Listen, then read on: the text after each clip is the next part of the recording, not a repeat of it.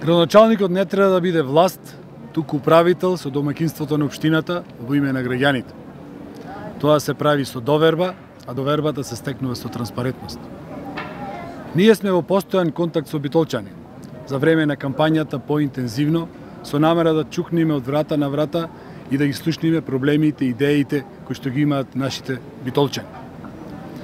Дали од врата на врата, дали на кафе, дали на средба со 5, 10, 100 или 1000 наши сограѓани во нивните мала, целта е иста – блискост со граѓаните.